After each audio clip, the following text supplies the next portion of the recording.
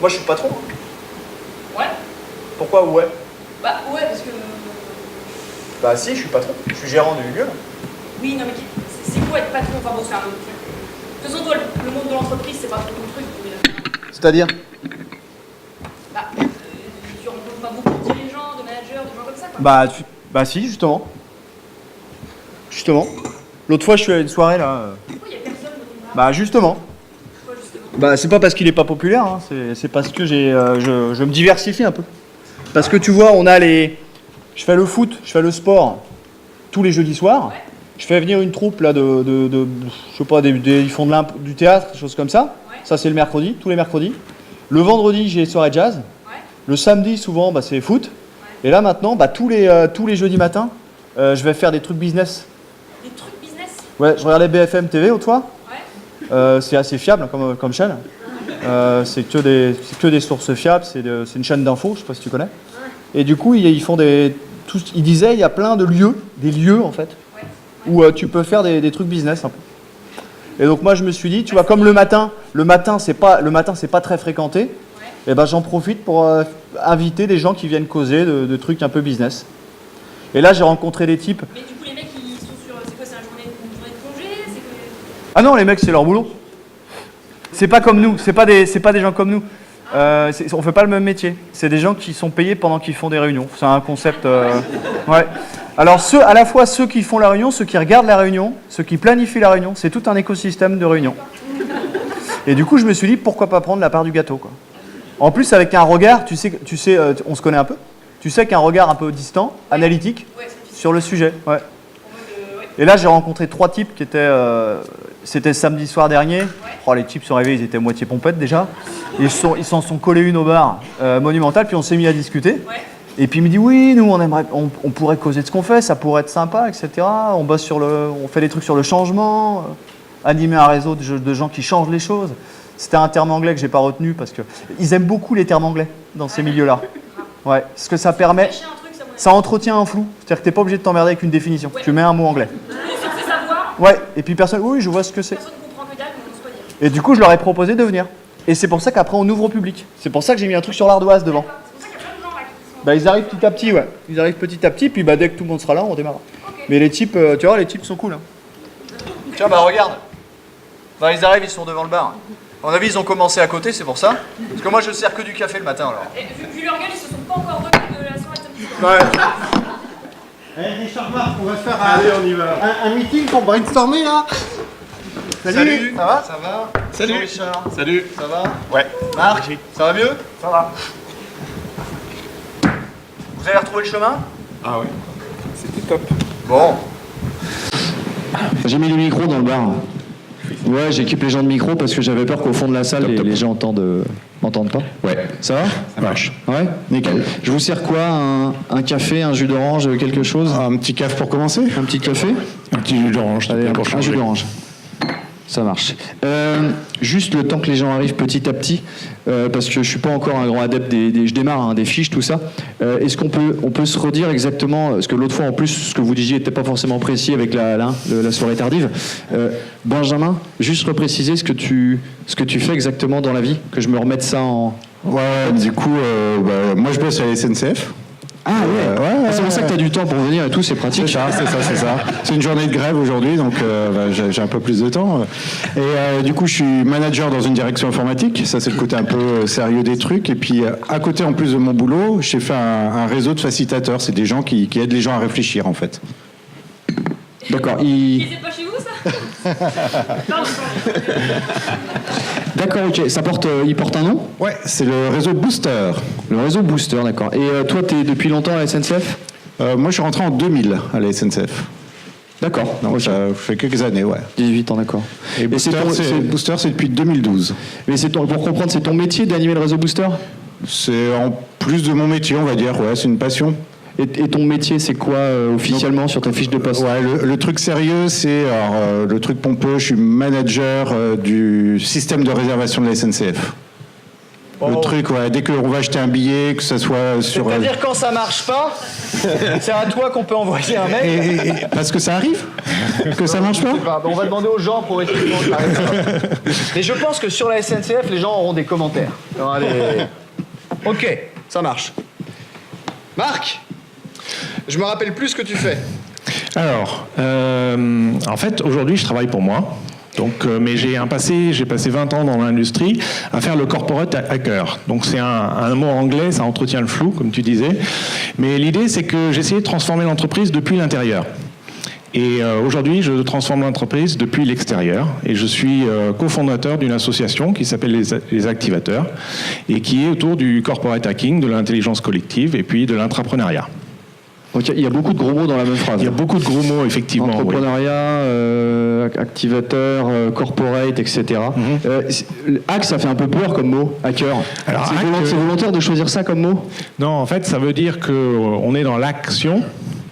Et le corporate hacking, en fait, c'est essayer de transformer l'entreprise. On nous a rien demandé, mais on pense que dans l'intérêt de l'entreprise, on veut faire bouger les choses, on veut améliorer, on veut rendre le système plus performant, plus agréable, plus innovant.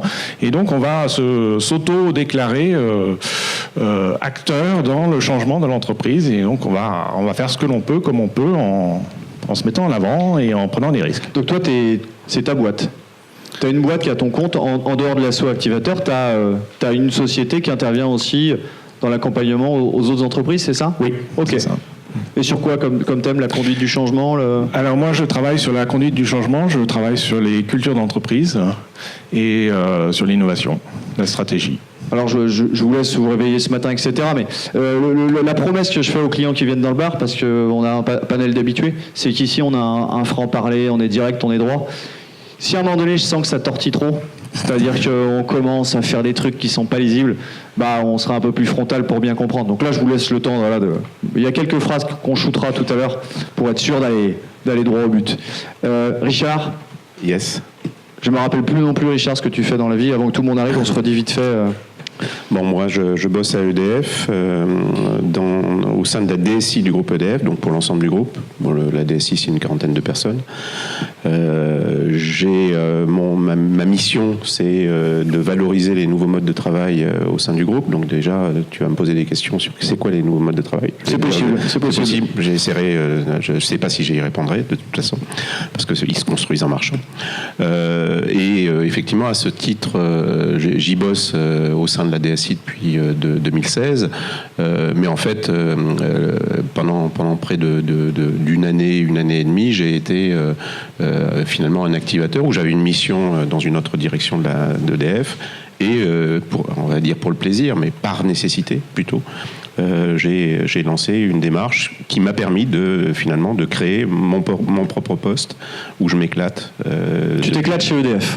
Ouais, d'accord, absolument. Il y en a d'autres qui s'éclatent aussi. Non, mais en tout cas, voilà. Et effectivement, je me sens utile et je pense que cette fonction, enfin cette capacité à se sentir utile à un moment donné pour transformer notre environnement et puis être capable d'avoir finalement un impact dans la transformation, c'est quelque chose de nécessaire, mais ça nécessite un engagement de tous les instants. Ça marche.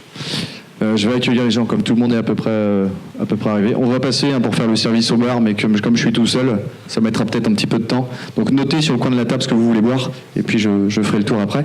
Merci d'être venus aussi nombreux. Je vais essayer de vous donner la parole, parce que l'objectif c'est que on va pas en faire des idoles et des stars, c'est pas leur souhait, c'est ce qu'ils m'ont dit. Ils m'ont dit on veut pas être starifiés, ils vont être servis. L'idée c'est que vous puissiez être en interaction et que ce qu'ils nous racontent là soit le plus concret possible. Donc on avait prévu un fil de discussion informatique digital qu'on ne va pas faire. Il n'y a pas besoin, on n'est qu'une vingtaine là, donc on va venir vous chercher de temps en temps pour vous causier. Les gens qui sont là et qui sont venus, alors il y en a peut-être qui se sont trompés de salle et qui n'osent pas ressortir en disant merde, c'est pas celle-là que je voulais voir. Mais hormis cela, les autres ils viennent parce qu'ils se sont dit hey, ça m'intéresse en fait ce sujet. Alors je faisais la blague tout à l'heure, mais pour de vrai, les changemakers, déjà c'est un peu un gros mot. On a des super mots en français. Donc première chose que je vais vous demander de faire, vous êtes sympa avec eux parce que je les ai briefés par téléphone, on s'est eu cette semaine, et puis Je leur expliquais que ça allait bien se passer autre, c'est vrai. Mais parfois, ils savent pas ce que je vais leur demander, ils savent pas les questions que je vais leur poser, donc il y aura peut-être des petites hésitations. Première chose, on va changer de changemaker, et je vais vous demander d'essayer de me donner, vous, votre... l'équivalent français. Ça peut être la même chose, hein, c'est pas une compète, mais qu'on trouve un équivalent français pour dire c'est quoi un changemaker. Il n'y a pas d'ordre, hein, et puis si vous n'êtes pas inspiré, vous répondez pas. Mais... Moi j'en donnerai deux, c'est transformer acteur. Transformateur, alors. Eh ben EDF. Ouais. Bon. On aura le droit qu'à 3 jeux de mots en tout pendant la matinée. Donc on vient d'en cramer un, il en reste plus que 2. Et activateur rentre dedans aussi, donc il en reste plus qu'un. Bon, moi j'ai voilà. Transformateur. Donc la volonté de transformer. Ok. Yes. Un autre équivalent. Vas-y. En fait, le changement, c'est dur, et donc il faut des gens qui soient prêts à le sponsoriser, à mettre les mains à la pâte, à travailler dedans. Donc un change maker, c'est quelqu'un qui est impliqué personnellement, pour moi, dans le changement. Donc c'est quelqu'un qui va agir et qui va... Un acteur du changement. C'est un acteur. Ok, Oui. ça marche. C'est bien acteur du changement aussi. Et alors, je ne vais pas trouver un mot comme ça, mais c'est des hommes et des femmes qui, à un moment, se réveillent un matin et se disent « la situation ne peut plus durer comme ça dans l'entreprise. Je ne peux plus travailler, j'arrive plus à me lever le matin en ayant envie de venir à l'entreprise et j'ai envie de faire quelque chose pour que ça change. » D'accord. C'est un peu long, mais... C'est un peu long, ouais, c'est un peu long. Ça passe, mais c'est un peu long. Puis il y avait du lyrisme, mais on va en avoir un peu besoin. Très vite, on va ensuite aller plonger dedans. Avant que j'ai des questions plus globales, vous vous êtes présenté pour dire qui vous étiez, d'où vous parlez. On va essayer de comprendre, on va vous laisser quelques minutes chacun, sans trop vous interrompre, nous expliquer ce que vous avez fait ou ce qui a été fait au sein de votre structure ou pour les structures que vous accompagnez, d'accord ? Pour que dans la salle aussi, les gens puissent s'appuyer sur ce témoignage. Le bar s'appelle Rex de comptoir, hein. Rex c'est retour d'expérience.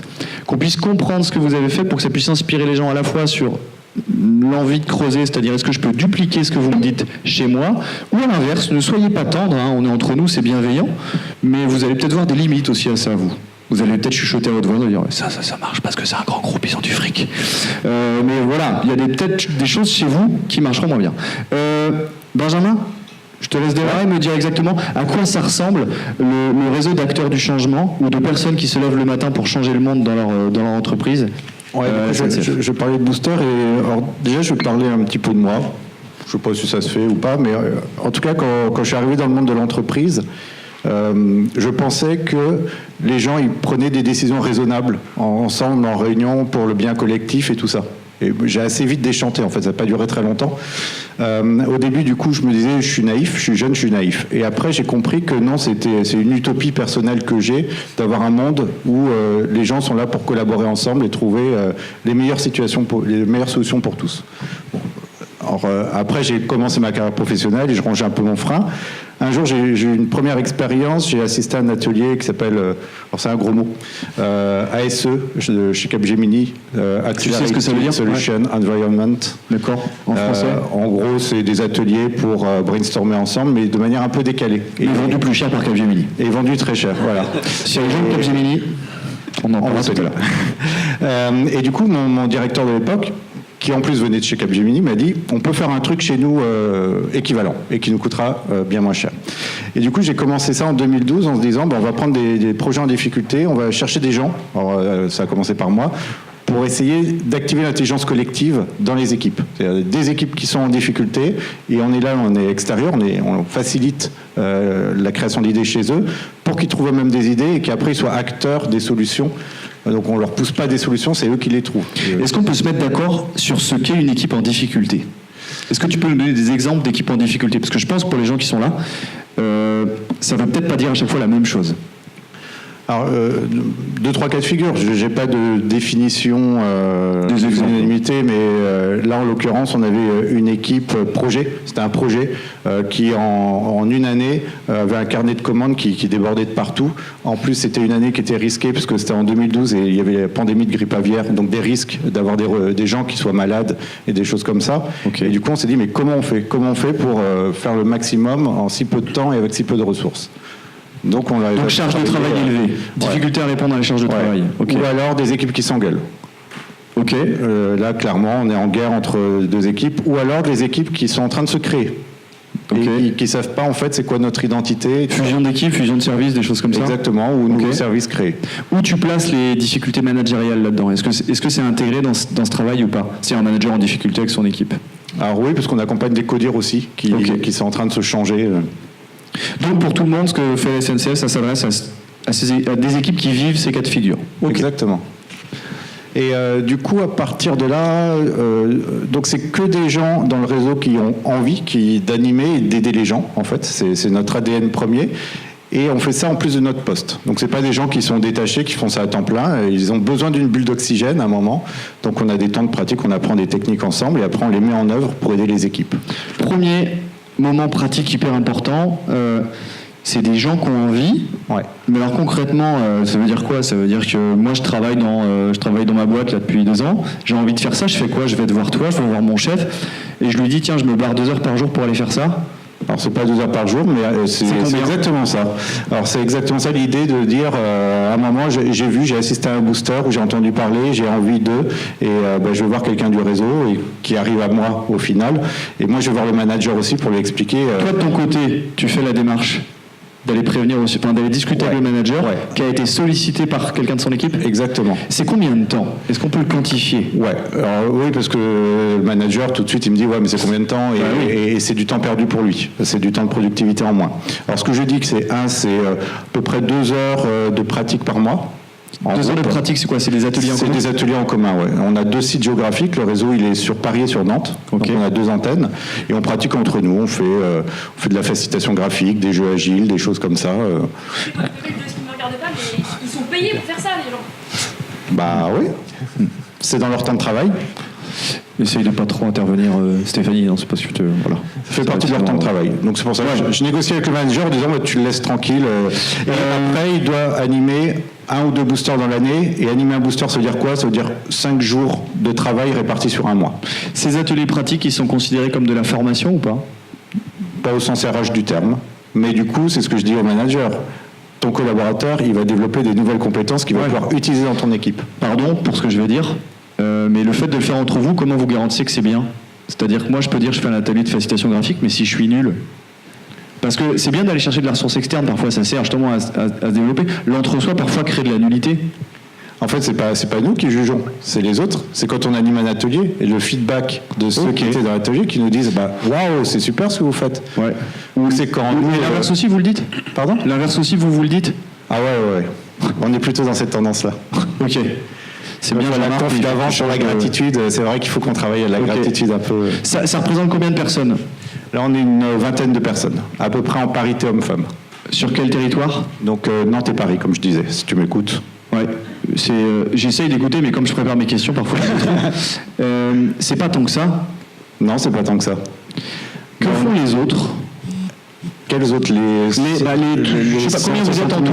Non, mais sur le territoire de Paris, je sais pas sur quelle assiette, du coup, sont calculés ou sont basés les vins, mais je suis sûr que si on fait un ratio, malheureusement, il va pas être hyper flatteur. Ouais, je cherche pas à calculer le ratio. En fait, j'ai un truc qui est super confortable, c'est que, en tant que responsable de ce réseau-là, j'en réfère à personne. Je dépends pas d'un membre d'un CODIR, c'est mon DSI de l'époque, mais depuis il a lâché l'affaire. Et puis, d'un autre côté, donc on n'a pas d'objectif, on n'a pas de budget non plus, mais on a un truc qui est assez sioux, c'est qu'on ne fait pas facturer notre intervention. Et ce qui nous permet, quand on nous demande d'intervenir sur un sujet et qu'on sent qu'il est un peu, on va dire, pourri, ou téléguidé par le grand chef qui nous commande le truc en disant, tiens, ce serait bien que cette équipe, elle adopte mon idée parce qu'elle est quand même vachement meilleure, donc si tu pouvais leur suggérer, on dit non. On dit non. On n'a pas d'objectif donc de nombre de boosters ou de chiffre d'affaires à faire, donc on dit non. Le fait de ne pas avoir de budget, d'objectifs et de management offre énormément de liberté, j'imagine. Est-ce que c'est pas aussi un signe de manque d'intérêt? C'est-à-dire quand on n'a pas à rendre de compte, c'est peut-être que c'est pas si important que ça? Ça c'est une question qui gratte. J'aurais pu faire un jingle. Attention, question scélérate. Celle-là, elle est un petit peu. Ça pourrait, mais en fait, j'ai pas besoin de pognon. En fait, le seul truc qu'on fait payer, c'est quand on loue une salle pour animer une journée, des choses comme ça. Ça, c'est celui qui fait la demande, qui paye et tout ça. Entre nous, si j'ai besoin de budget, je vais le trouver. Enfin, on est suffisamment malin, puis le réseau il est réparti, il est dans la maison mère SNCF, mais aussi dans les filiales. On a des gens, des filiales qui font partie du réseau Booster. Donc on est malin entre nous et on trouve des solutions toujours. Qu'est-ce qui te fait rire C'est le mot malin et SNCF dans la même phrase. Je vais reste là tout le temps. normalement, mais tu n'étais pas censé travailler ce matin Si, je fais du télétravail. avec Presso ou Ouest France? Bah, c'est de la veille. Ok. Tu travailles dans quel domaine? La fraise. Ok. Prochaine fois, tu quittes le bar. Dernière petite question.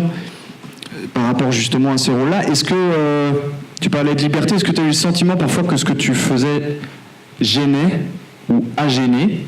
C'est-à-dire concrètement, alors ceux qui ont bossé peut-être dans des structures un peu plus grandes, parfois on sait quand on veut mettre le nez dans une autre direction, surtout des personnes un peu comme toi, très libres, ça doit un peu gratter, quoi. C'est-à-dire peut-être même avec des directeurs qui font « Non mais il n'y a pas de difficulté dans mon équipe, qu'est-ce que tu viens de dire qu'il y a une difficulté ?» Est-ce que tu as eu le sentiment parfois qu'on a essayé de freiner un peu ton action? Comment tu gères ça en interne? Parce que vous êtes collègues. C'est-à-dire que, l'avantage parfois de faire appel à des consultants. Est-ce qu'il y a des consultants dans la salle? Qui est consultant? N'ayez pas honte, levez la main, voilà, c'est... Ok, on a un tiers de la salle. L'avantage de faire appel à des consultants, c'est qu'ils ont une certaine liberté d'action, ils ont un mandat, ils sont payés pour ça, ils sont extérieurs, on a le droit de les haïr, on a le droit de dire ce qu'ils font est nul, parce qu'ils sont extérieurs. C'est plus dur parfois quand c'est de l'interne. Oui, c'est plus dur. Ça, je le cache pas. Alors, je compte pas le nombre de boosters, on n'est pas allé jusqu'au bout. C'est-à-dire, nous, on a une phase de préparation d'1 mois à peu près avant d'arriver à la journée. Et le nombre qui ont été annulés en cours de route parce qu'on commençait à poser les bonnes questions, en fait, aux sponsors. Et ça commençait à gratter fort et a dit « Ouais, mais non, mais c'est peut-être pas un booster dont j'ai besoin et tout ça. » Donc, à un moment, on lâche l'affaire. On dit « Si tu veux aller chercher un consultant externe, tu vas chercher un consultant externe à qui tu diras exactement la réponse, la conclusion qu'il faut aller. » Du coup, nous, on a cette liberté de parole. Alors, ce qu'il y a, c'est qu'on est quand même reconnu parce que les sujets viennent à nous. On n'a pas à faire de pub. Les gens nous sollicitent, des directeurs viennent nous solliciter, viennent nous chercher pour faire des sujets. Donc, je pense que le bouche à oreille fait son effet et qu'on a des résultats. Et surtout, on voit que c'est un acteur de transformation des collaborateurs qui sont au sein du réseau Booster. C'est des gens qui ont pris une dimension bien supérieure à ce qu'ils auraient pu avoir en restant juste dans leur poste. C'est bien vu en interne le fait de faire partie du réseau? Oui. Il y a pas, pour ceux qui ont des cercles, des clubs, des réseaux en interne, il y en a dans la salle, je le sais. Parfois, le fait de faire partie d'un réseau, d'un cercle, d'un club interne, fait que vous faites un pas de côté par rapport au reste de vos collègues, et pas toujours simple. Est-ce qu'il y a des gens qui ont une remarque ou un commentaire à faire sur ça dans la salle, un témoignage par rapport à ça? Pas encore. Je veux dire, vous cherchez de toute façon d'ici 10 minutes, donc commencez déjà à cogiter. Merci Benjamin, on te réentendra tout à l'heure sur d'autres sujets. Marc, est-ce que pareil, tu peux nous expliquer un peu plus en détail, toi, ce que tu fais, en quoi ça consiste? Alors, je pense que je vais plutôt parler de ce que je faisais par le passé, parce que quand j'étais dans l'entreprise, je pense que ça parlera plus aux gens qui sont là. Un peu comme Benjamin, moi, mon moteur, c'est le potentiel. C'est quand je rentre dans une entreprise, je me dis, ah, c'est super, avec ce qu'il y a là, on pourrait aller dans telle direction, on pourrait faire telle chose. Et je pense que ce serait vraiment bénéfique pour l'entreprise. Et je me suis toujours posé la question de la déconnexion entre les gens qui apportaient la valeur sur le terrain et le management, et je ne comprenais pas pourquoi on n'arrive pas à se connecter plus que ça. Donc, chez mes différents employeurs, ma mission que je m'octroyais dans mon poste, c'était toujours d'essayer d'améliorer les choses, d'essayer d'améliorer la performance de l'entreprise, parce que le but de l'entreprise, c'est de gagner quand même de l'argent, mais de rendre ça plus facile pour les gens qui travaillent. Et donc pour faire ça, je travaillais dans des entreprises qui avaient quelques centaines à quelques milliers de personnes, et moi tout seul, c'est pas possible. Donc il faut chercher des appuis. Toi, ça a été ton point de départ? C'est le nombre? De dire faut des relais?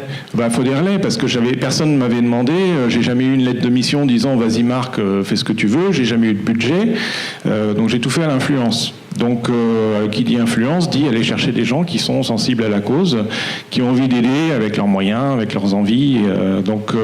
Et puis trouver des relais, parce que quand j'ai eu des emplois où j'étais seul à essayer de faire bouger les choses, il y avait 2700 personnes, là je peux pas. Donc, est-ce qu'il y a besoin de créer un réseau formel pour ça? Parce que ça existe depuis la nuit des temps, c'est du lobbying interne. C'est-à-dire qu'on va aller discuter, créer des groupes projets, etc. Est-ce que c'est pas un peu marketing, là, le fait de dire on va créer un réseau de changemaker? Finalement, est-ce que ça existe déjà pas de manière informelle? Pourquoi le structurer?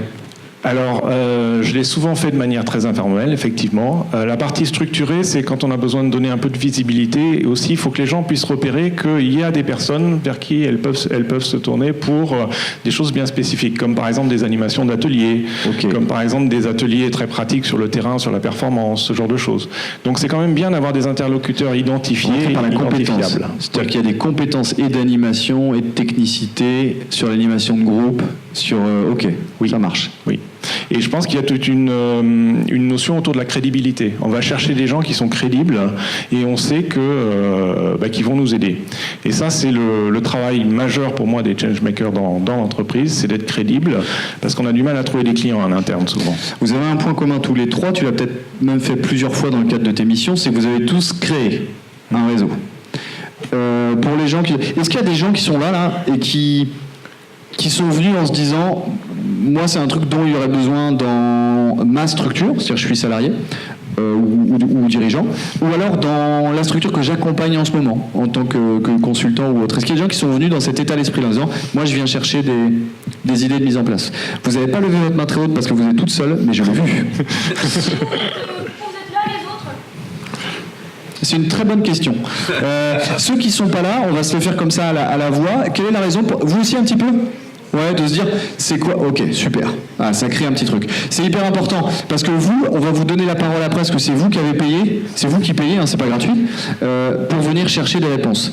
Moi, je suis facilitateur des échanges. L'objectif, c'est que vous, qu'ils essayent devant... Ils ont pas tout, ils savent pas tout, mais c'est qu'ils vous donnent quand même, si ce n'est des clés, des indices. C'est-à-dire, vous êtes là pour dire, moi, je ressors de l'heure qu'on a ensemble, l'heure et quart. C'est pour qu'on me dise un peu dans quel écueil il ne faut pas tomber, puis par quoi je commence, en fait, pour créer un réseau. Et donc, c'est la question, Marc, que je vais te poser tout de suite. Je change de ton, un petit côté un peu... Marc, par quoi on commence quand on veut créer un réseau? Comment est-ce qu'on s'y prend? Et puis après, tu vas essayer de nous dire, c'est quoi les gros obstacles peut-être que tu as rencontrés? Alors malheureusement, je ne suis pas sûr d'avoir une formule magique, parce que pour moi, par quoi on commence, ça dépend vraiment de la situation, ça dépend vraiment de l'entreprise. Mais en gros, ce qu'il faut chercher, c'est où est-ce que j'ai des appuis. Et les appuis peuvent venir sous des formes très très différentes. Ça peut être la secrétaire du patron qui permet d'avoir un entretien avec le patron, ça peut être des gens qui ont un problème à qui on peut s'adresser parce qu'on peut leur proposer des solutions. Donc il faut vraiment essayer de trouver quels sont les alliés que l'on a dans l'entreprise et surtout quelle est la valeur que l'on apporte. Donc à partir du moment où je suis capable de résoudre le problème de quelqu'un, je vais voir cette personne-là et généralement elle va se rendre compte que je vais l'aider. Donc on commence un réseau comme ça, tout petit. Marc, tu vas pas être le seul à pouvoir répondre, mais en fait, c'est très bien ce que tu dis, c'est-à-dire tu dis ça dépend, il y a des cas. Le problème des phrases qui commencent par ça dépend, c'est qu'après on n'a pas de réponse précise. Effectivement. Mais c'est normal, Marc, je vais descendre, parce que comme il y a plein de gens qui ont levé la main, on va aller chercher les cas de figure, en l'occurrence, dont nous parlent les gens. Donc, juste nous préciser très vite, vous parlez de mettre en place un réseau, juste nous définir la structure que ça concerne. Vous aurez 10-15 secondes chacun. Alors bonjour, moi je travaille à la mairie d'Angers, mairie Angers-Loire Métropole. Nous sommes donc une collectivité territoriale. Notre direction générale, depuis qu'elle est arrivée, a voulu mettre en place un projet managérial innovant, donc qu'on accompagne avec Anne-Laure au sein de la direction des ressources humaines. C'est pour l'instant, ça a pris vie à travers 3 séminaires et sur le dernier, on a mobilisé, parce qu'on manquait de ressources nous-mêmes, des premiers facilitateurs. Voilà. Et on s'est dit, maintenant, on est dans une phase, une fois que le projet managérial est formalisé, de le partager, non plus à 200 cadres, qui était notre périmètre jusque-là, mais avec les 600 cadres et avec les 4000 collaborateurs. Et là, du coup, on se dit, si on créait un réseau de facilitateurs, ambassadeurs, nous c'est comme ça qu'on l'a appelé, du projet managérial. C'était clair, c'était limpide, vous enregistrez, donc voilà, une mairie, secteur public, d'abord des cadres, on étend, plus grosse collectivité, commencer à réfléchir. Ici, il y avait plusieurs mains levées. Il y avait Sophie, il y avait d'autres gens. Bonjour, donc moi je travaille dans le groupe Edifia, qui est un groupe qui accompagne le développement des entreprises articulées autour de plusieurs métiers. On a travaillé l'année dernière sur l'élaboration de notre nouveau projet d'entreprise, 2018-2020. On l'a travaillé en mode collaboratif, donc avec l'ensemble des 120 collaborateurs. On a identifié 20 missions à effectuer dans les 3 prochaines années. Et là, on se heurte aujourd'hui à une difficulté un peu complexe, qui est d'arriver à trouver des volontaires pour piloter les ateliers.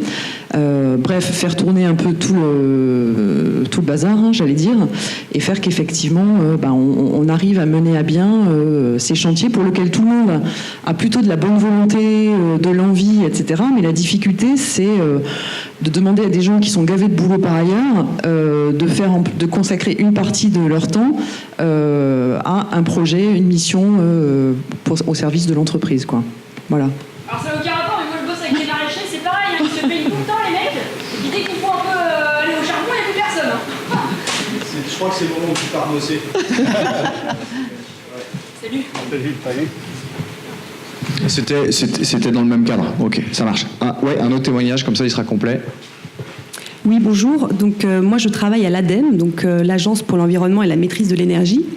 Alors, dans quel cadre je travaille sur l'intelligence collective? En gros, il y a un projet d'entreprise, donc c'est un peu la même chose, hein, sur plusieurs années, un projet de transformation. Et puis, il y a une cellule qualité, transversalité, RSE qui a été créée également, il y a 1 an, à peu près en même temps. Et donc, moi, j'ai été embauchée pour favoriser la diffusion de ces nouvelles méthodes de travail. Alors ça s'est fait un peu comme ça, c'est-à-dire que j'ai commencé par rencontrer déjà les acteurs, parce qu'à l'ADEME, il y a pas mal de gens qui commencent à sentir, à se former, et à avoir des expériences. Donc j'ai commencé déjà par voir ce qui existait, puis ensuite à structurer une feuille de route, et puis dans le cadre de cette feuille de route, il y a la question de la création d'un réseau de facilitateurs internes. Parce que pour l'instant, je fais une offre d'accompagnement, je fais un peu les boosters, mais moi seule, et en même temps, il y a plein d'acteurs qui ont envie, et il y a de plus en plus de demandes. Donc voilà, c'est dans ce cadre-là. Vous avez de quoi faire. Alors, c'était mignon de vous voir de loin, parce que, notamment sur Edifia, qui disait, ouais, et puis après, voilà, faut des gens, faut trouver la motivation, etc. Vous étiez tous les 3 à hocher la tête. Et quand les gens hochent la tête comme ça veut dire, ouais, punaise, ça on est d'accord, c'est pas un truc qui est simple. Donc on rappelle les 3, 2 dans le secteur, j'ai pas les statuts de l'ADEME, je veux dire que c'est le secteur public, hein, avec une mission un peu globale, et Edifia avec une approche un peu différente. C'était pour Edifia ou c'était pour l'accompagnement des clients? Pour Edifia, d'accord. Un projet d'entreprise. Marc, si tu peux essayer de répondre, puis après Richard, sur la base aussi de ce qui s'est passé chez EDF, je te laisserai développer. Alors, je vais faire mon Simon Sénèque pour les grands projets de transformation de l'entreprise. Donc, on part du pourquoi, et il faut savoir déjà si le pourquoi est clair pour tout le monde, et si le pourquoi de la direction correspond aux besoins de ceux qui seront impactés par le changement. Donc, généralement...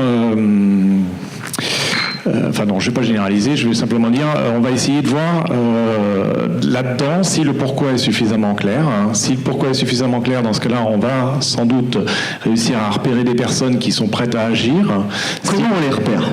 Alors ça se voit. Moi, je vais essayer de flinguer tout ce qui est incantatoire dans ce que vous allez dire. Alors ça se voit.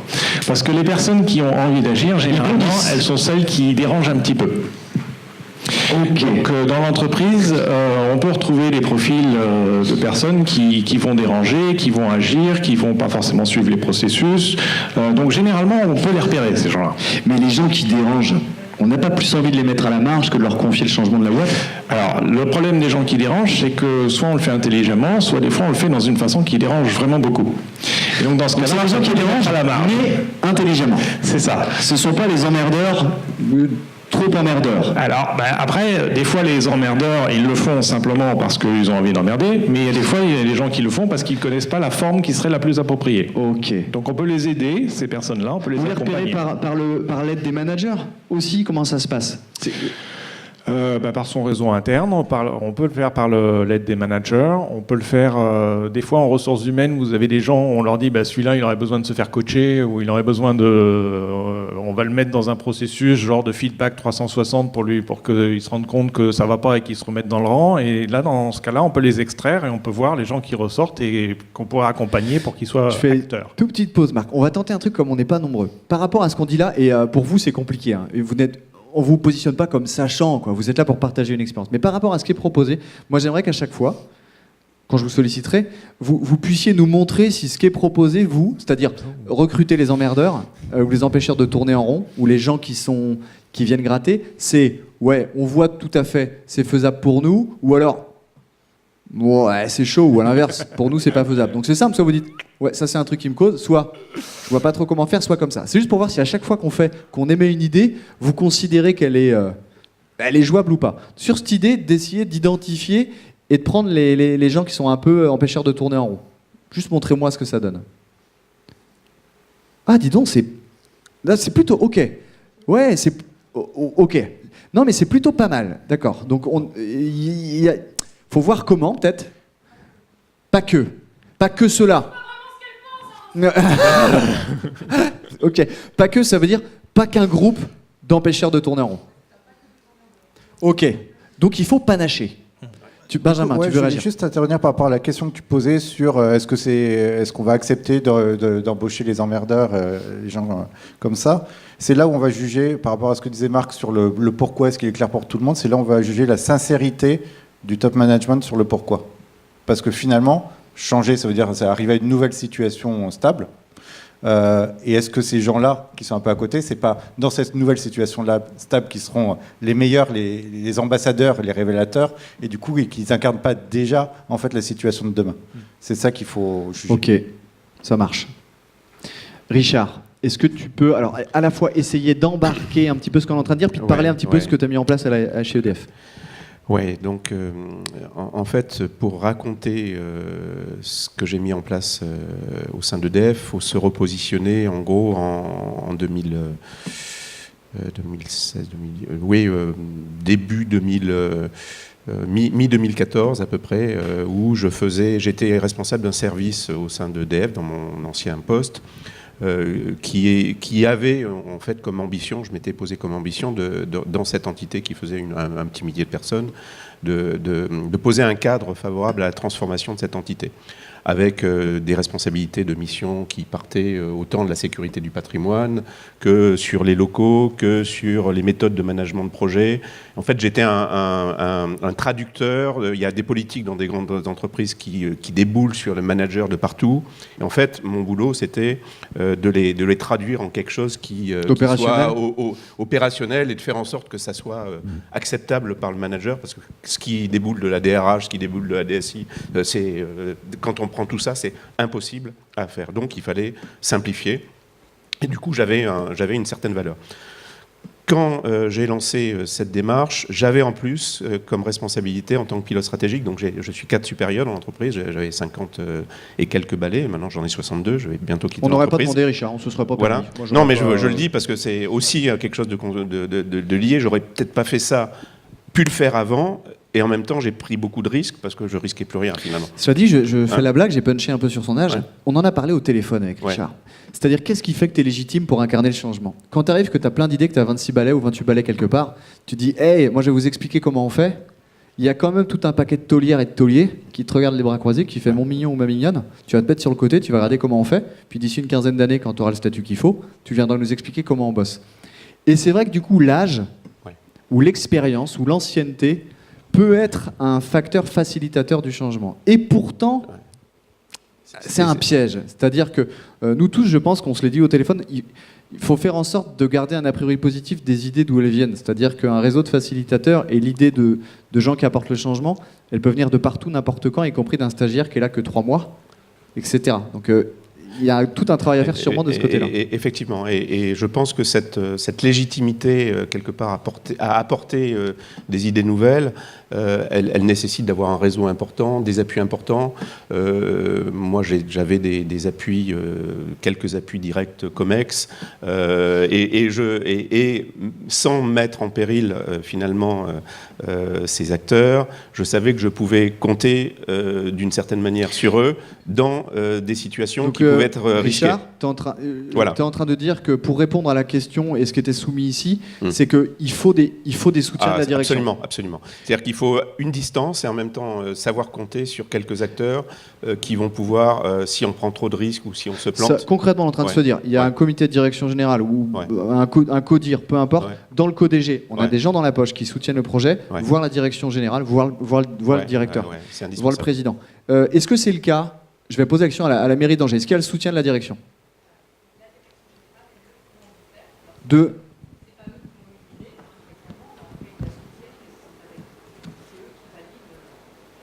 C'est eux qui veulent. C'est eux qui veulent. C'est indispensable. De toute façon, après, mais c'est pour engager des démarches qui vont passer à l'échelle. De toute façon, faut avoir le soutien des dirigeants. Edifia, pareil. Ok. Et à l'ADEME. Ok. Ouais. Ok. Donc ça, c'est une condition indispensable. En même temps, elle n'est pas suffisante. Effectivement, de mon point de vue, il faut qu'on arrive à faire émerger des choses qui embarquent tout le monde. Donc, si je me replace là, je veux dire pourquoi j'ai lancé ça, c'est que j'étais pilote stratégique d'un projet, on va dire stratégique, de remplacement complètement de notre système de collaboration. C'est-à-dire, on passait de Lotus Notes, qui avait été installé 15 ans avant, à des suites SharePoint, etc. Et il se trouve que j'avais été pilote du lancement de SharePoint de Lotus 15 ans avant. Et j'avais vu que toutes les recommandations que j'avais faites en termes de management, en termes d'intelligence collective, n'avaient pas été appliquées. Et donc, du coup, c'était un grand bordel au bout de 15 ans. Et je ne voulais surtout pas, d'un certain point de vue, renouvelant le lancement de ce projet dans mon périmètre, que le retour d'expérience de ce qui avait été, de ce que j'avais mené se transforme. Et j'avais bien vu que là, les outils n'étaient pas du tout ce qu'il fallait. Il fallait surtout pas prendre une approche outil, il fallait prendre une approche humaine, de sens et d'usage avant les outils. Et ça, c'était une transformation radicale dans la façon d'approcher les choses. J'imagine que on va parler de l'approche du recrutement. Parce qu'on va pas se mentir, pour que le réseau il fonctionne, au départ, il faut aller chercher des bonnes et des bons. C'est-à-dire qu'il faut des gens qui poussent le truc. Comment est-ce qu'on recrute ces gens-là dans son réseau? Et d'ailleurs, est-ce que recruter est le mot adapté? Alors, moi sur le projet, je vais y arriver. Je vais arriver jusqu'au moment où le projet a été véritablement lancé en janvier 2015. Mais ce qui a été radical, c'est qu'après un certain nombre de choix, j'ai pu organiser ce que j'ai appelé une Digital Learning Expedition, qui a fait sortir une vingtaine de personnes, dont les gens de mon service, mais je me suis dit, tiens, c'est mon voyage de service. Annuellement, on fait un petit voyage de service. Au lieu de le faire n'importe où, je vais le faire dans un incubateur. C'était où? C'était au NUMA.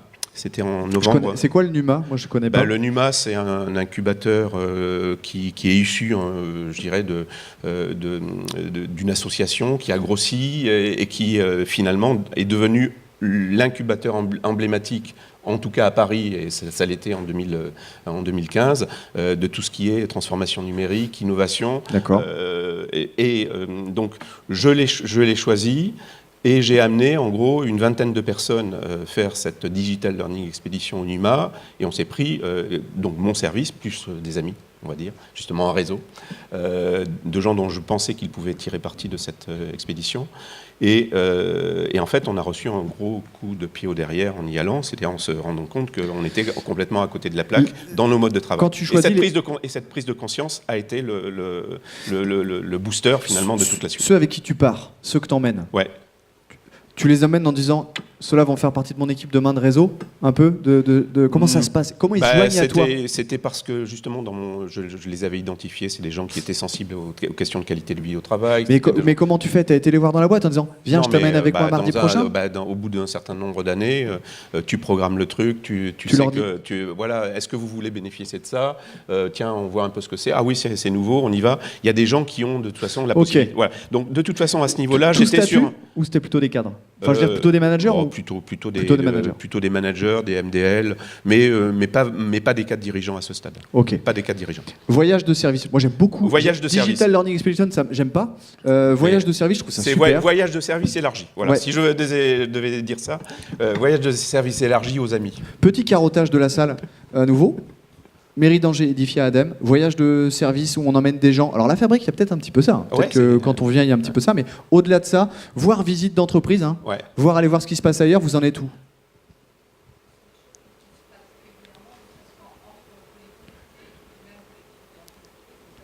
Ok, d'aller voir ailleurs ce qui se fait, c'est en place. Oui, ça marche Stéphanie. On en reparlera tout à l'heure. Ouais, c'est pas le même sujet.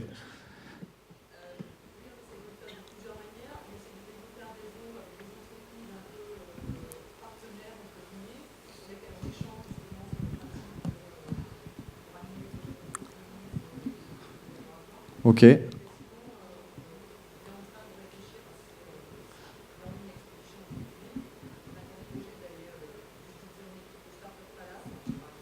Ok.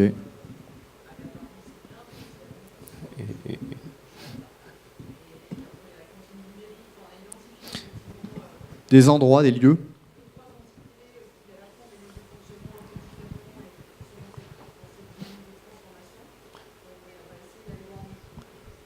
Donc à la fois, ça a été fait et c'est programmé, c'est-à-dire que ça continue. L'ADEME? Ah, je suis content parce que j'allais dire, pour l'instant, vous n'apportez rien. C'est un peu violent, mais c'est fait exprès. Hein. Mais pour l'instant, on n'a pas encore trouvé le truc qu'ils ne font pas. Donc pour l'ADEME, on a fait un petit truc. Faut qu'Edifia, faut qu'à minima, puis en plus il y en a d'autres que je connais dans la salle, qui parlent pas, mais je sais qu'ils sont en plein dedans. Donc à mon avis, ils sont là. Ouais, pour l'instant j'attends. Donc on va essayer ensemble, il nous reste 20 minutes de trouver, je vais vous laisser causer, mais de trouver les axes qui peuvent permettre d'avancer. Alors, vas-y Marc, tu voulais dire un petit truc, puis Richard va continuer. Je vais dans l'histoire après, vous allez voir. Je vais juste revenir sur le côté, on emmène les bons. Et ça me gratte un peu en fait. On recrute les bons parce qu'en fait, pour moi, dans le changement, on ne sait jamais qui va se révéler, dans quel domaine et quand. Et donc, c'est pas si simple parce que quand on recrute des bons, selon les critères de l'entreprise, on n'a pas forcément des acteurs du changement. Donc, je suis beaucoup plus sur un côté organique, à essayer d'exposer le plus de gens possible au plus de sujets possible, et pour que après, on va voir qui va se révéler à quel moment et sur quel domaine. Et c'est ces gens-là qu'on va aller chercher. Mais c'est-à-dire qu'on laisse un truc en pâture pour voir qui s'en saisit, c'est un peu ça. Moi, j'essaie de donner des exemples concrets pour les gens. Vous mettez un sujet, vous dites s'inscrit qui veut, et c'est comme ça qu'on les repère. Comment on appâte le chaland? Tout à l'heure, vous disiez que vous ne saviez pas trop comment recruter les personnes, parce qu'en fait, pour que les gens prennent la gâche et qu'ils se sentent acteurs, des fois, il faut leur donner un minimum de sécurité, de compétences, des moyens pour agir. Donc ça veut dire une petite formation, un petit accompagnement, enfin quelque chose qui fait que j'ai envie d'y aller, mais je ne me sens pas assez confiant pour y aller tout seul. Donc on les accompagne, on leur donne le petit coup de pouce qui fait qu'après, ils peuvent se lancer. Ok. Bien, je continue donc ma petite histoire. Donc j'avais quand même, je m'étais dit, si ça marche, quand même, j'avais un peu anticipé, il faudra communiquer. Donc du coup, j'avais un peu de budget en tant que chef de service, quand même, il faut un peu de budget pour financer cette sortie. Est-ce qu'on peut dire c'est combien? La sortie m'avait coûté 5 000 €. La sortie 5 000 €. Ouais. Parce qu'en fait, on parle jamais de sous parce qu'on est pudique en France. Pour 20 personnes avec un peu de budget pour mais ce qui paraît pas énorme. Voilà, mais pour c'est une formation, voilà. Et en revanche, j'avais un produit de com dans la semaine qui suivait, qui était un film de 3 minutes. Et comme ça avait marché, j'ai trouvé dans les acteurs qui étaient dans cette expédition des gens qui étaient prêts finalement à déposer un projet de Pulse EDF, vous connaissez peut-être un externe, mais il y a des pulses internes, des prix internes qui boostent l'innovation. Et j'ai déposé un projet, en une semaine on a fait le truc. Et un projet comme ça, pour pouvoir le déposer, ça nécessite de le présenter face à un codir. C'est-à-dire, on est dans une logique très pyramidale encore. Et en fait, 3 semaines après, j'ai présenté le projet Pulse pour demander l'autorisation à mon codir de candidater et d'être leader de ce projet. Et je suis passé. C'est-à-dire que c'est le film, parce que si j'avais pas eu le film, je ne serais pas passé. C'est le film qui a déclenché la décision de dire vas-y si tu veux.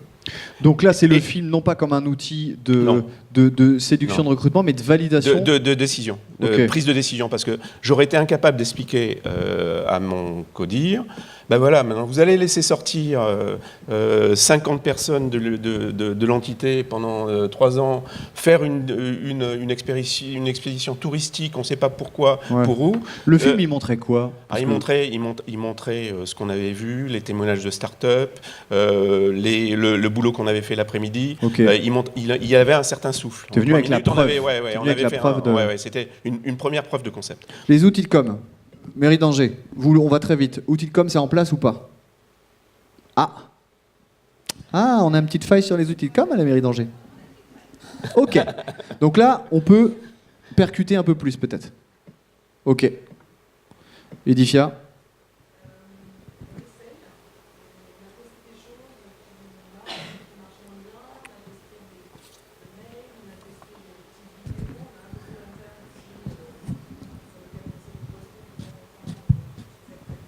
Ok. Les canaux?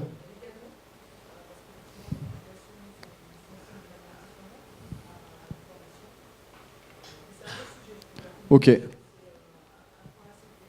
Ça marche, l'ADEME?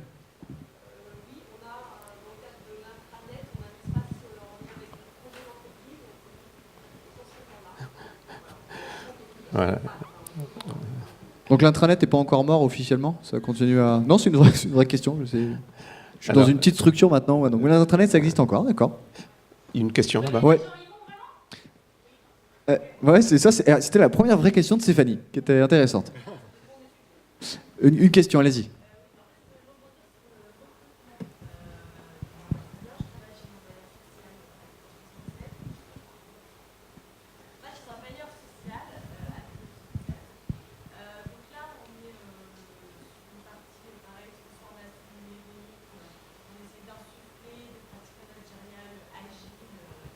Ouais.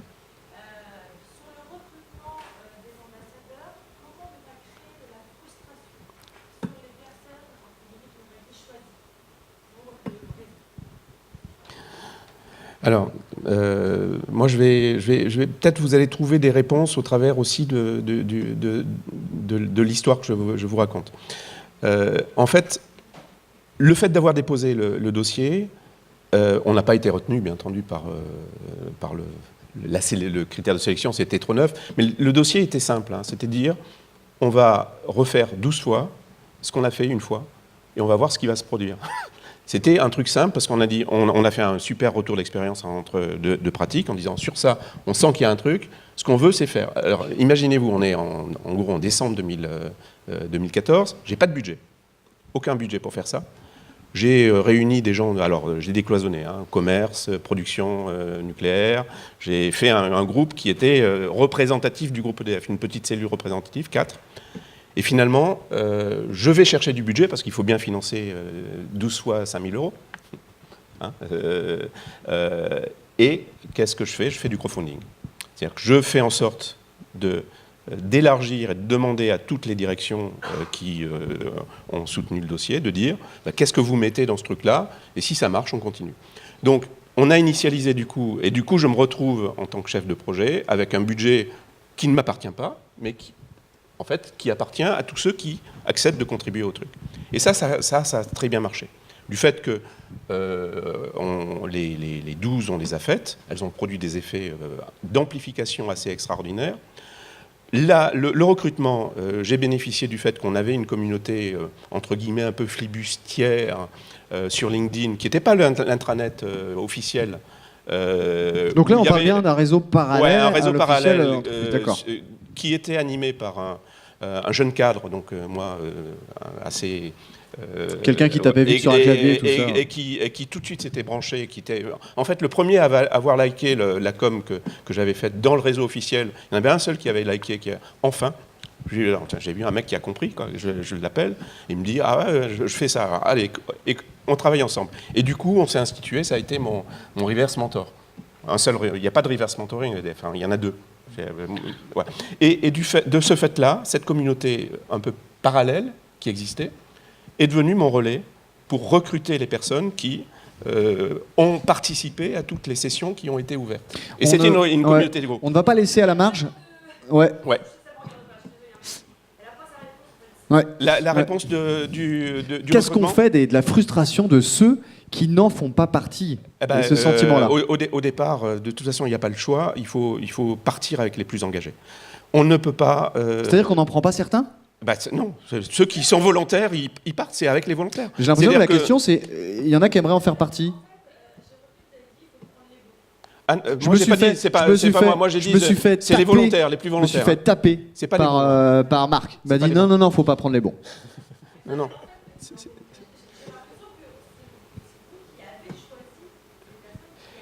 Au départ, c'est un réseau, oui. Au départ, c'est un réseau, mais c'est pas forcément les bons, c'est ceux qui veulent, qui ont envie d'essayer. C'est ceux qui ont envie d'essayer, c'est pas forcément les meilleurs. Alors, on va continuer, on va pas lâcher ça. Quand on rentre le menton comme ça, c'est qu'on n'est pas content de la réponse. Ouais. Alors, je peux juste... Jean-Charles.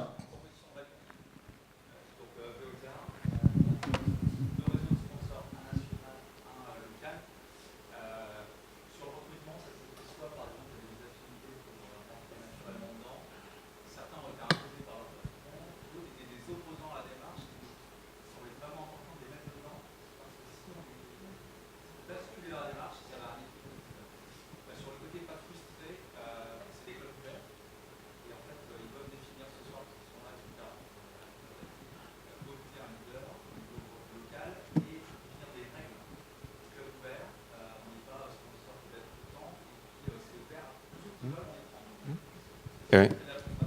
Exactement. Et sur cette communauté, c'était complètement ouvert. Et ça, elle a grossi. On est passé en gros de 300 personnes à plus de 3000 aujourd'hui, et qui sont finalement 3000 sur 160 000, ça fait pas beaucoup. Mais ces 3000, finalement, ils y sont de manière volontaire. Et finalement, c'est un formidable vivier entre guillemets d'activateurs. Et dans ces communautés, depuis maintenant 3 mois, il y a des membres du COMEX qui s'y sont inscrits. C'est-à-dire qu'en fait, on est parti d'une communauté qui était à côté, sur un outil qui n'était pas l'outil officiel du groupe. Et c'est parce que les échanges sont libres sur cette communauté, sont transverses, que progressivement, et sont vrais, sont authentiques, et qu'on parle de tout, alors que dans les intranets, tout est segmenté encore. Et du coup, c'est là que ça prend. Je suis obligé d'aller sur un sujet, c'est que créer un club ouvert, je vous laisse la parole juste après, créer un club ouvert sans, j'allais dire, aucune sélection à l'entrée, sans trop de vigilance, est-ce que c'est pas le meilleur moyen d'avoir un nivellement par le bas, puis finalement de tuer finalement un club? Un club, c'est quelque chose dans lequel on rentre, on appartient, il y a une sélection. Je fais exprès, mais de dire, si c'est complètement ouvert, à quoi ça sert de créer un club ou un cercle si tout le monde peut y aller librement, avec un niveau d'engagement en plus qui peut être très variable? C'est un club un peu particulier parce que c'est un club où on participe. Donc dans votre cas, moi je prendrai toutes les bonnes volontés et votre boulot c'est de trouver ou d'aider les gens à trouver une contribution. Et comme ça on ne gère pas la frustration. Et après, généralement dans le club ouvert, comme il faut mettre du temps, de l'effort et de l'énergie, ça sélectionne naturellement les engagés. Ouais. Avant, je sens que vous avez envie de rebondir, mais j'aimerais vraiment qu'on entende Madame et puis après vous essayez de rebondir en répondant.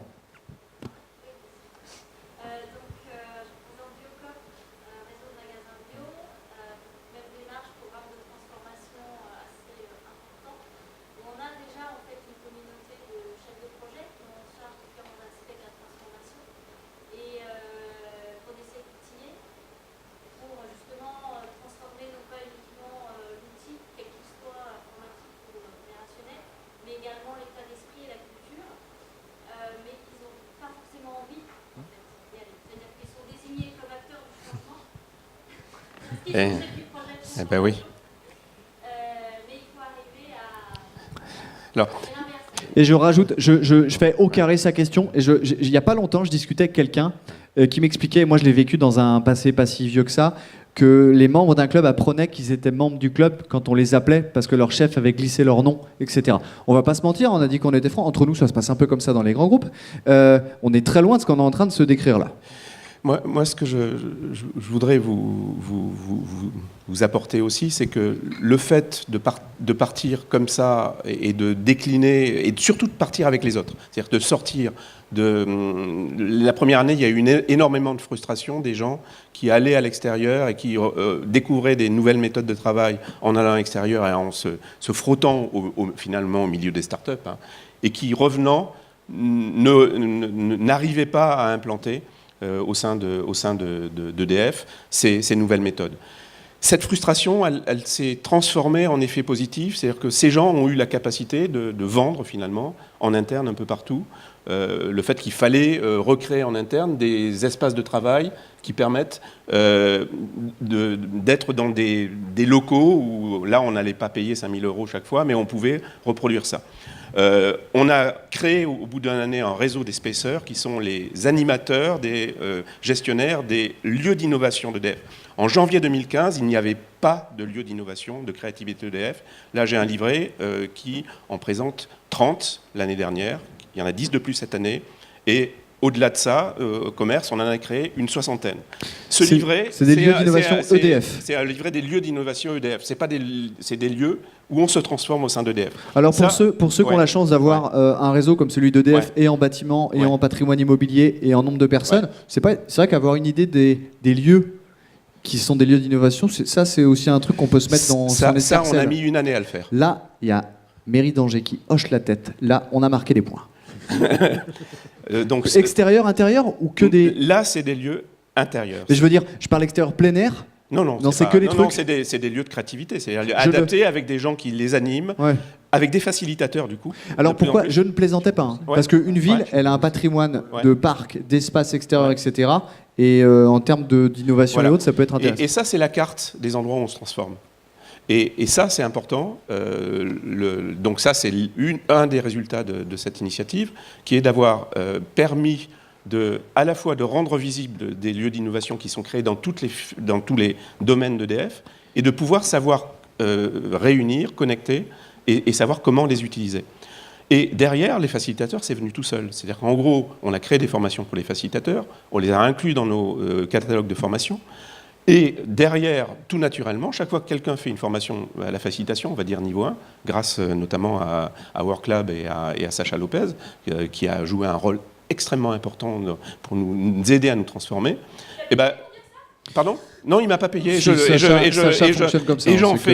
fais la publicité parce que c'est vraiment. On va entendre un peu. Et je dis simplement, la communauté ou le groupe des facilitateurs chez nous, le réseau des facilitateurs, dès que vous faites une formation, vous rentrez dedans. Et on l'anime. Ok, de fait. Ça marche. Benjamin, on t'a pas entendu depuis un petit bout de temps, j'aimerais que tu réagisses aussi à ce qu'on... Ouais, je voulais revenir sur la création des réseaux et le recrutement. Parce qu'en fait, je suis venu pour parler de Booster, un réseau de facilitateurs internes, mais j'ai aussi monté un réseau d'ambassadeurs du digital pour la transformation digitale. Sur un modèle complètement différent, et ça n'a pas marché. Et du coup, je voulais échanger avec vous pourquoi ça n'avait pas marché. Ouais. Et du coup, alors là, je reviens à ce que disait Marc tout à l'heure, qui est extrêmement important, c'est la raison du pourquoi. Il faut qu'on sache exactement quelle est la finalité de chaque réseau et si le réseau doit être ouvert ou pas. On peut avoir les deux. Booster, j'assume le fait que c'est un réseau fermé. Je veux des facilitateurs de très haut niveau, donc on les recrute, on challenge leur capacité, ça génère de la frustration, j'ai déjà dit non à des personnes parce qu'on a une règle de sécurité aussi. Quand quelqu'un veut rentrer dans le réseau, on demande aux autres membres du réseau s'il n'y a pas eu de précédent avec cette personne-là. Donc on est sur un réseau d'acteurs du changement mais avec une expertise ou une compétence. Oui. D'accord. Ça parle à tout le monde de se dire il y a plusieurs niveaux. Là, on est en train de se dire il y a plusieurs niveaux de réseau. Donc c'est chouette, c'est qu'on se prémunit aussi contre des commentaires de gens de la structure qui diraient j'en fais pas partie. Dire aujourd'hui c'est parce qu'on a... Alors ce qui est cool c'est peut-être d'offrir plusieurs niveau d'intervention pour que tout le monde s'y retrouve. Alors c'est ça. Après, on a essayé de réfléchir à la création d'une structure qu'on appellerait les universités boosters, où on diffuserait notre savoir. On n'est pas allé jusqu'au bout de ce truc-là, pour le moment. Les ambassadeurs du digital, commande du DSI aussi, en disant il faut que la DSI bouge, s'approprie les nouvelles technologies, les nouvelles postures. Et là, le DSI qui dit on va demander aux membres du CODIR de sélectionner des personnes parmi vos équipes et c'est eux qui vont être nommés. Alors exactement, eux ils ont appris un jour, on vous invite à la première rencontre des ambassadeurs du digital. Ils disent, pourquoi ? Ah bon, je suis ambassadeur du digital. Exactement. Naïvement, on pouvait penser que le N+1 aurait informé, mais des fois le N+1 n'était même pas au courant parce que c'était le N+2 qui avait choisi.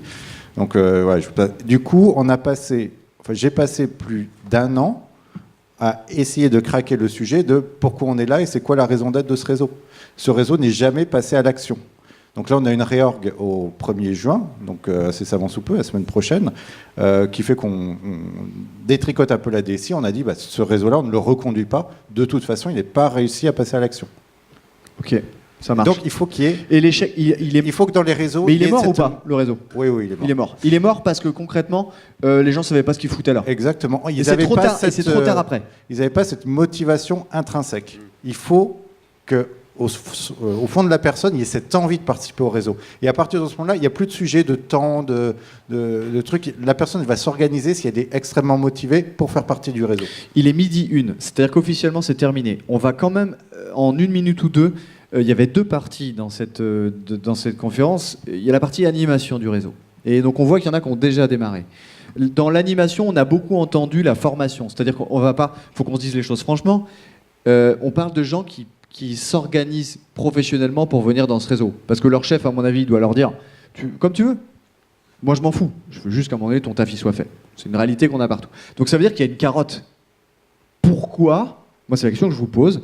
À la fois un peu dans la salle ici, c'est pourquoi les gens viennent en fait. C'est-à-dire que sur le pourquoi, je suis très d'accord, pourquoi on crée ce réseau, mais pourquoi les gens viennent? Qu'est-ce qu'ils ont individuellement et collectivement à gagner à venir? Je crois qu'on a déjà répondu un peu pour la formation. C'est-à-dire qu'on voit qu'ils viennent chercher de la compétence. Avec quoi ils peuvent repartir d'autres? Qu'est-ce qu'ils viennent chercher? Alors, moi, il y a un truc que j'ai trouvé génial, c'est le réseau Booster. Donc, ça fait 2012, ça fait 6 ans, on a 6 ans d'expérience maintenant. Le réseau a failli mourir 2 fois. Il y a eu deux crises du réseau. À un moment, on s'est dit, il est en train de s'étioler. On avait un peu moins de sujets qui arrivaient. Puis on se disait, mais pourquoi on est là? Enfin, pourquoi on a envie de continuer? Et du coup, on en a trouvé la réponse, en fait. C'est le plaisir. Le plaisir d'être ensemble, le plaisir de se retrouver, d'avoir à craquer des sujets.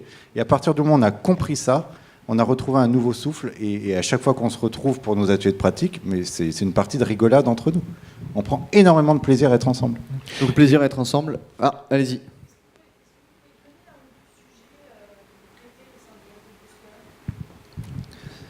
Ouais, donc j'ai dit tout à l'heure, par exemple, un projet qui est pas capable de résoudre la quadrature du cercle entre des problèmes techniques, fonctionnels et tout ça, ils savent pas quelle direction choisir. On intervient aussi par rapport à des top managers sur des sujets de positionnement par rapport à la concurrence.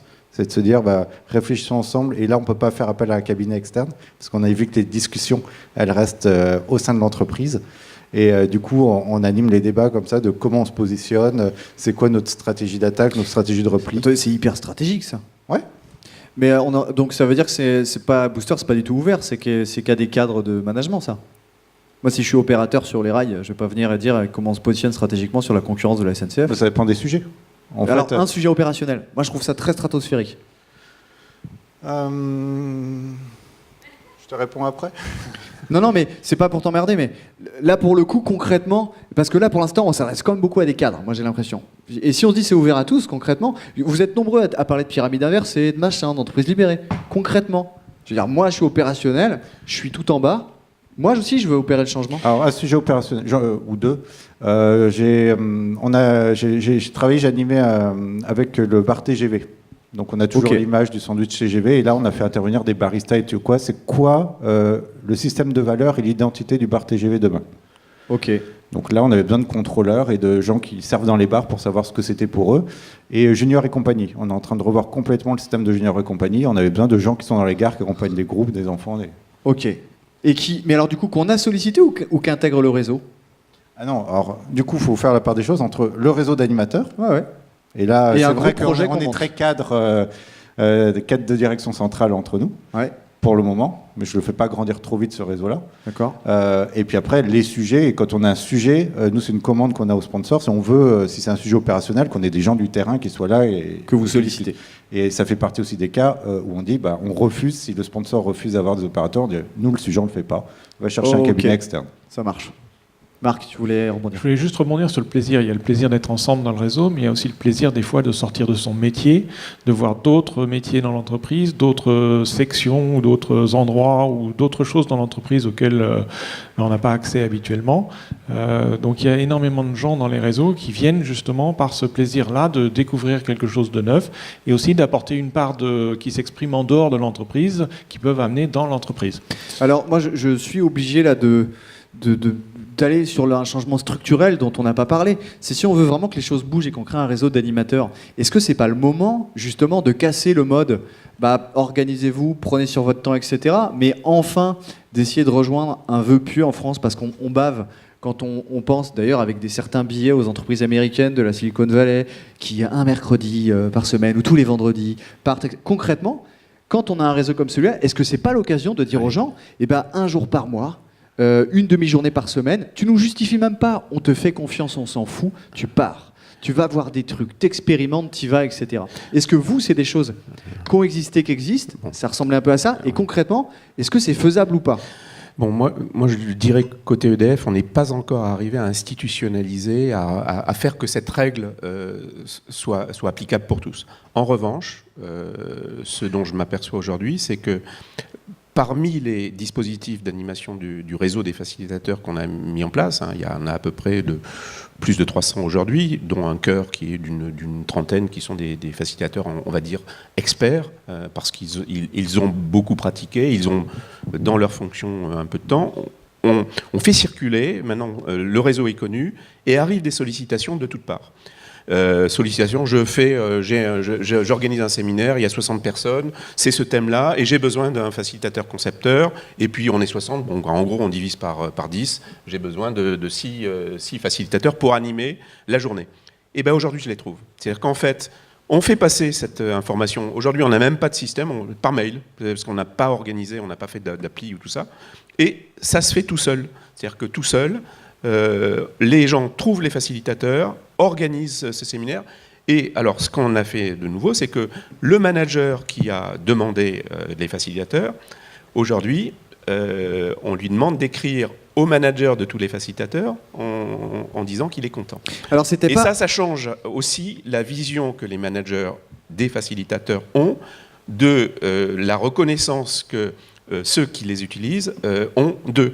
C'est fondamental. Et ça, on est sur le bon chemin, mais on n'a pas encore dit, vous avez le droit d'utiliser 1 jour par semaine, 2 jours par semaine, enfin 2 jours par mois pour faire de la facilitation. Et puis si je gratte un peu, après je vais laisser Marc parler, mais là en même temps c'est dans tout l'intérêt d'EDF, donc c'est normal. On dit, ils vont pas passer une journée à l'extérieur, ils viennent rendre service au groupe en animant un séminaire interne. C'est pas naturel. C'est absolument pas naturel dans un silo. Mais moi, bien sûr que non, et c'est super déjà. Moi je parle vraiment d'un moment donné où les gens eux-mêmes partent, vont à l'extérieur pour eux-mêmes en tant que facilitateurs. Ils viennent pas rendre service au groupe, ils viennent eux s'alimenter et chercher. Marc, tu voulais répondre à ça? J'ai un client qui a donné un nombre d'heures qui sont, c'est un budget d'heures à dépenser sur ces choses-là. Et il les donne à tout le monde ou c'est aussi un réseau de identifié? Non, c'est un budget global. Super. Qui est en fait destiné à tous les gens qui apportent la valeur sur le terrain. Et sa difficulté aujourd'hui, il est de dépenser ce budget. C'est combien d'heures? Tu l'as en tête par personne? Ouais, mais enfin, c'est vas-y, un nombre assez conséquent. Alors par personne, je ne sais pas. Mais disons que c'est un nombre assez conséquent qui permettrait à chacun je pense, de contribuer au moins. Oui, quelques heures par semaine, quelque chose comme ça. Donc presque une demi-journée par semaine, quasiment. Je pense que c'est assez énorme. Et c'est pas utilisé? Alors c'est pas utilisé parce que je pense que le changement c'est une question de permission. Et là en fait les gens ne se donnent pas la permission. Et, ou ne sentent pas qu'on leur donne. C'est aussi un positionnement de la hiérarchie. En fait là le positionnement de la hiérarchie pour moi, il est juste, mais aujourd'hui les collaborateurs se sentent pas encore prêts à prendre On en revient à ce qu'on disait tout à l'heure, l'incarnation de la direction générale. C'est-à-dire que tout à l'heure, on était en train de se dire, est-ce que c'est un projet qui est soutenu par la direction? Soutenu, c'est pas de dire, bonjour, bravo pour ce que vous faites, c'est extrêmement intéressant. C'est pas ça, c'est de dire, moi-même, regardez, je vais faire ça. C'est d'incarner ce truc-là. Ouais.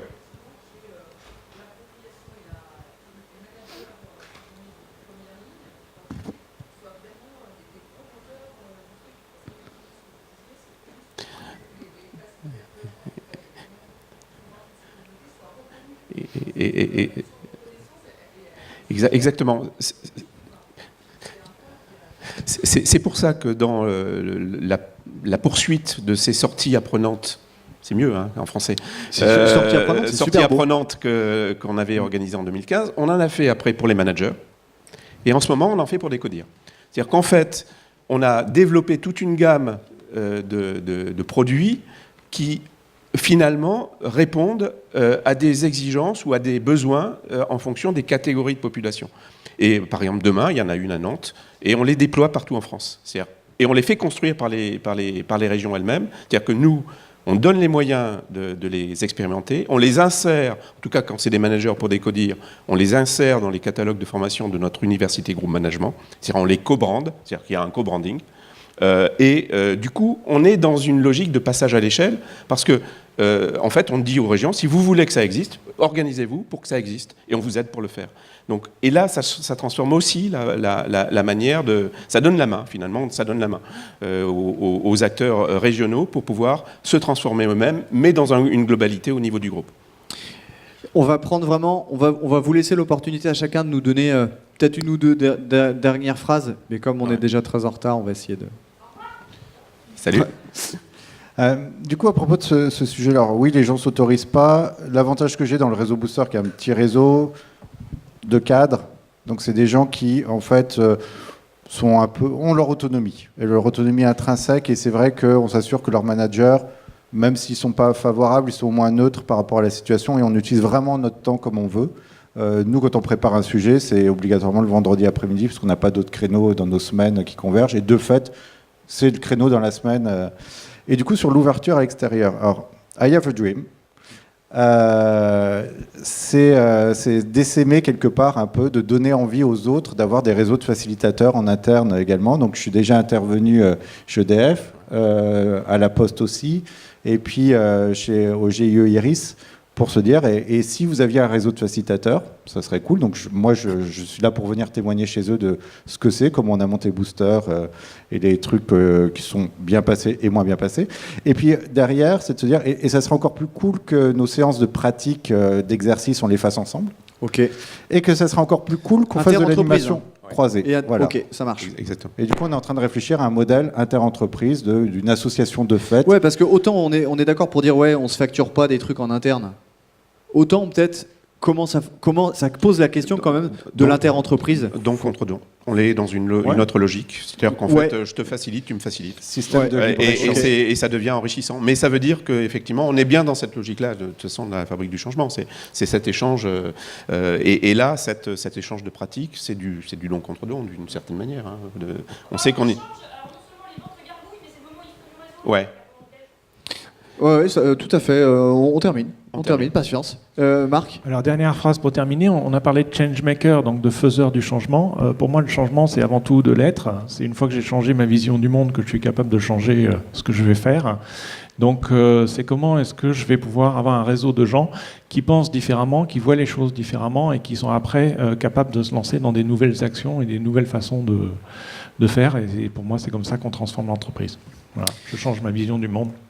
Alors, comme on est tous d'accord pour dire que dans des journées comme celle-là, c'est pas forcément dans des rapports très descendants qu'on apprend le plus. Là, on a essayé de rendre ça le plus interactif possible. Causez. Causez pas qu'avec eux trois, causez entre vous. Là, pour connaître certaines personnes dans la salle, franchement, discutez entre vous, il y a plein de choses à apprendre. On fait de pub à personne, mais je l'ai feuilleté.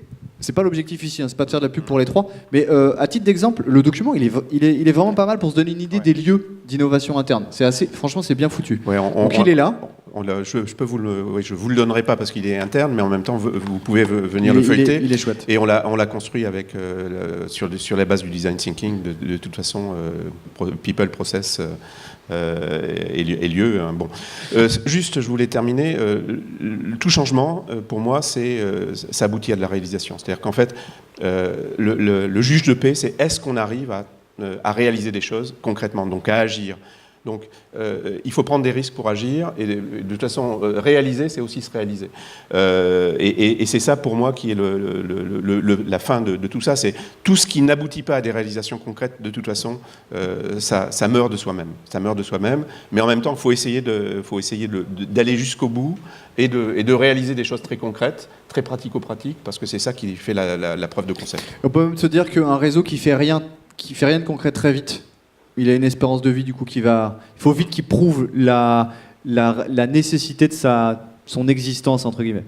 Rex de Comptoir, c'est ouvert toute la journée. Là il y a une pause, il y a des retours d'expérience toute la journée. Voilà, on va vous accueillir ici tout le temps. Bon appétit et puis continuez à causer entre vous, continuons à causer ensemble. Et puis à tout de suite.